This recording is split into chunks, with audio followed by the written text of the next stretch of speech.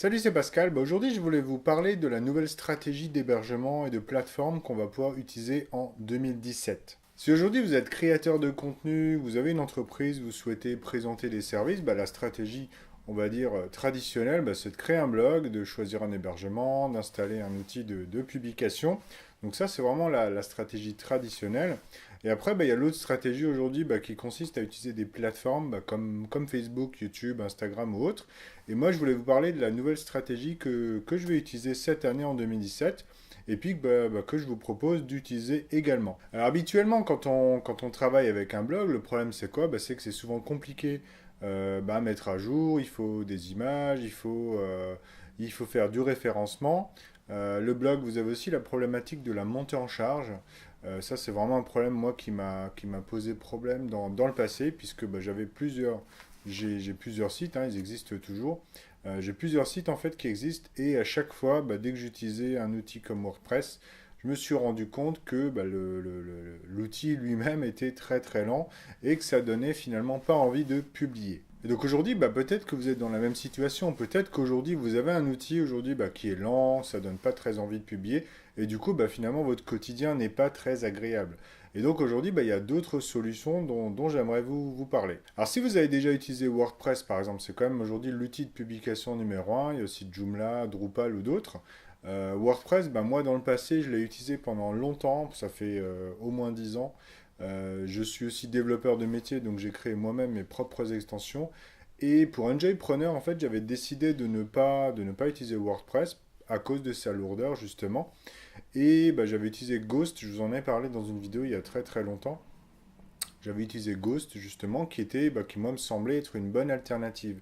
Le problème de Ghost, c'est évidemment sa jeunesse, puisque Ghost est un CMS qui est très très léger, c'est-à-dire qu'effectivement il fait juste de la simple publication, et donc, son problème, c'est que dès que vous avez besoin de mettre une nouvelle charte graphique, il faut quasiment créer sa propre charte graphique. Il n'y a rien qui existe, ou très très peu de choses. Si vous voulez faire des modifications, il faut faire des modifications directement dans le code de Ghost, etc. Donc, ce qui pose en fait, alors d'un côté, vous avez la simplicité, et de l'autre côté, dès que vous voulez un petit peu sortir des sentiers battus, comme on dit, en fait, vous avez vraiment on va dire, une barrière, quoi. C'est-à-dire qu'il faut mettre la main à la pâte, il faut être développeur, il faut s'y connaître avec Ghost, etc. Donc moi, fin d'année, je me suis dit, oulala, ça me semble, voilà, j'ai utilisé Ghost pendant à peu près un an, je me suis fait un avis. Mon avis, c'est que c'est très très bien quand on fait vraiment juste du blogging, de la publication simple. Et moi, ma stratégie, en fait, j'ai réfléchi donc fin d'année dernière, donc en décembre, novembre-décembre 2016, je me suis dit, est-ce qu'il n'y a pas une alternative possible justement pour Ghost, quoi. C'est-à-dire aujourd'hui, j'avais à la fois la chaîne YouTube, j'avais ma page Facebook, j'avais mon compte Instagram et puis mon blog qui fonctionnait sur Ghost, sur le site enjoypreneur.com. Et ça a cogité, vous voyez que j'ai fait une grosse pause pendant plusieurs semaines. Et tout ça a cogité un petit peu là-dedans. Et donc je voulais vous parler un petit peu des nouveautés que je vous propose d'essayer. Donc habituellement quand on a un blog, en fait, qu'est-ce qu'on fait? On essaie de trouver un bon hébergement. Et puis on essaie de mettre un WordPress dessus, qu'on essaie d'optimiser, etc. Et finalement, ce mécanisme-là qu'aujourd'hui beaucoup de blogueurs font, c'est pas toujours la meilleure des solutions parce qu'il y a forcément un moment, quand on n'est pas dans la technique ou quand on ne souhaite pas investir des millions d'euros dans de l'hébergement, il y a forcément un moment, quand votre blog va avoir plus de succès, vous aurez plus de visiteurs, vous aurez plus de bandes passantes utilisées et votre site finalement il va ralentir de plus en plus. Et donc aujourd'hui, je voulais vous parler un petit peu de ma stratégie, puisque moi dans le passé, j'avais créé plusieurs sites qui arrivaient à des pics jusqu'à 500 ou 1000 visiteurs par jour. Et puis finalement, je me confrontais un peu à ce problème-là, c'est-à-dire qu'il y a toujours un moment donné, quand vous avez un pic de visiteurs, votre site devient lent, et puis finalement, plus vous avez de visiteurs, plus il est lent, et moins ils ont envie de revenir les gens. Donc c'est un petit peu contradictoire, on se dit, tiens, on est victime du succès, et comme on a du succès, le site est moins bien, moins agréable, et donc vos personnes ne reviendront plus. Donc ça, c'est peut-être un problème que vous connaissez aujourd'hui. Et donc je voudrais vous parler un petit peu d'une solution alternative, puisqu'aujourd'hui, on a toutes ces plateformes qui existent. Donc je me dis, pourquoi pas en profiter. Et finalement, la solution dont vous avez vraiment besoin, c'est quoi? C'est simplement d'un système qui permet de faire fonctionner votre business, peu importe la charge peu importe le nombre de visiteurs. Donc c'est de ça que je voudrais vous parler aujourd'hui, puisque bah voilà, on a des plateformes qui existent. Ces plateformes entre guillemets sont gratuites, d'accord? Facebook, YouTube, Instagram, Snapchat, etc. Bah, autant utiliser ces plateformes-là pour absorber, on va dire, le maximum de charges. Et puis bah, ensuite, votre site web, à vous, bah, il va être utilisé pour faire bah, ce qu'on ne peut pas faire sur ces plateformes-là. En pratique, l'idée, c'est quoi? C'est bah, quelque chose que peut-être beaucoup font déjà, mais un petit peu sans le savoir ou sans volontairement, enfin sans le faire volontairement. Donc habituellement, qu'est-ce qu'on fait? C'est que, bah voilà, vous avez votre blog qui en général est le point central de vos contenus, vous publiez vos contenus dessus. Vos vidéos évidemment sont sur YouTube, mais on va dire le contenu principal est sur votre blog. Et en fait, moi, la stratégie que je vous propose aujourd'hui, c'est de faire l'inverse, c'est de publier le maximum de contenu sur les plateformes, mais dans un contenu natif en fait.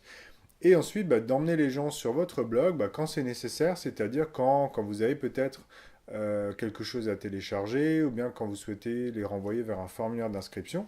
Et la différence, c'est quoi? C'est-à-dire c'est vraiment un modèle complètement inversé.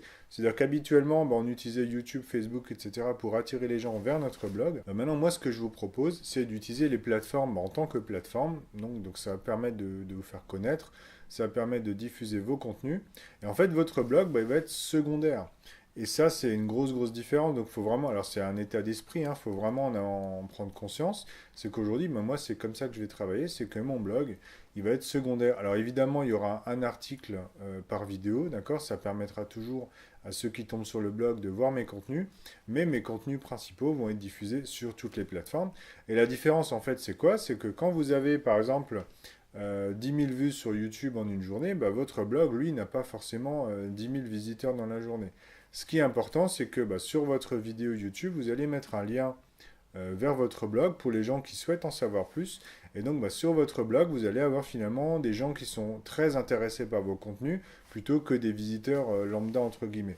Donc ça, c'est vraiment la différence de stratégie. C'est-à-dire que au lieu d'envoyer le maximum de trafic sur votre blog et du coup d'avoir besoin d'un hébergement optimisé, rapide, etc., bah, vous allez envoyer plutôt des visiteurs chauds, entre guillemets, on peut dire ça, des prospects chauds, donc des personnes qui vous connaissent peut-être déjà, qui ont envie de voir vos contenus et qui souvent bah, voilà, viennent pour s'inscrire, pour recevoir un bonus, télécharger une formation ou autre.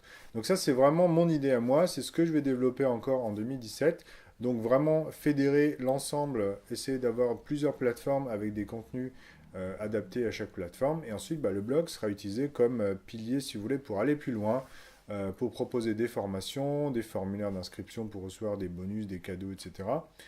C'est vraiment comme ça que je vais travailler. Et puis moi, je vous invite vraiment à essayer cette stratégie-là, parce qu'il faut voir qu'aujourd'hui, bah, grâce aux plateformes, hein, par exemple grâce à YouTube, vous avez accès quand même à un référencement enfin, les suggestions YouTube sont quand même un outil très puissant.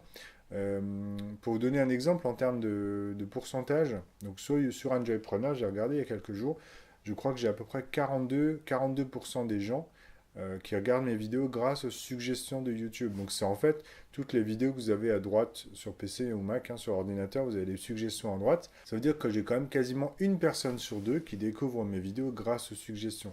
Bah ça, clairement, c'est une puissance, un pouvoir important de YouTube. Donc autant bah, le garder, hein, évidemment. Et du coup, bah, utiliser votre blog pour les gens qui ont envie d'aller plus loin, qui souhaitent en savoir plus sur vos services, voilà, sur vos formations, vos prestations. La différence, c'est quoi? Bah, c'est au lieu d'avoir peut-être 1000 visiteurs par jour, vous allez en avoir 100 ou 50 par jour. Évidemment, la différence, c'est quoi? C'est que bah, ces 50 visiteurs par jour, ça va être des prospects chauds et pas des visiteurs qui viennent comme ça regarder 3 secondes votre article. Donc, il ne faut pas s'inquiéter sur les chiffres. Évidemment, vous allez avoir des statistiques moins élevées. Ce qui est important, c'est la globalité, voir le nombre de vues sur YouTube, le nombre d'abonnés sur Facebook, etc. Et pas juste votre trafic web. Et donc, la différence globalement, c'est quoi? C'est que bah, votre site web, pour avoir 50 visiteurs, bah, vous pourrez l'héberger sur n'importe quoi sans avoir besoin de l'optimiser à fond.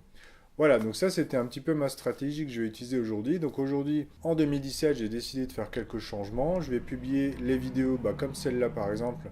Donc les vidéos qui sont montées seront diffusées sur YouTube. Donc si vous n'êtes pas encore abonné, bah, n'hésitez pas à vous abonner pour recevoir automatiquement des vidéos comme celle-là, dans lesquelles bah, je vous explique voilà, mes stratégies, mes découvertes pour apprendre à créer un business autour de son style de vie.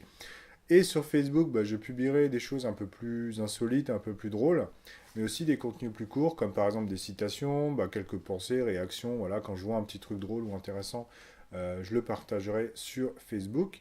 Donc si aujourd'hui vous êtes abonné sur Facebook et que vous n'êtes pas encore abonné sur YouTube, je vous invite évidemment à vous abonner sur YouTube. C'est important puisque ça vous permet d'être notifié automatiquement des nouvelles vidéos sur YouTube. Alors comment on fait pour s'abonner? Normalement vous avez en bas à droite, alors je crois que ça va être là dans la vidéo, enfin peu importe. En bas à droite, vous avez un petit carré bleu, il suffit de cliquer dessus et vous pourrez vous abonner. Et puis également, si vous êtes sur YouTube, vous avez un lien s'abonner sous toutes les vidéos.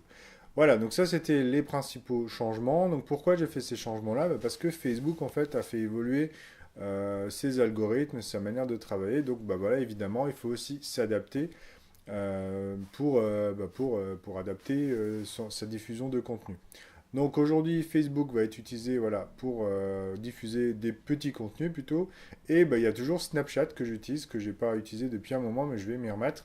Snapchat, en fait, c'est quoi? C'est une manière de diffuser mes coulisses. Je vous expliquerai un petit peu quand je fais un montage, quand je filme, les décors que je visite, etc. Ce sera sur Snapchat.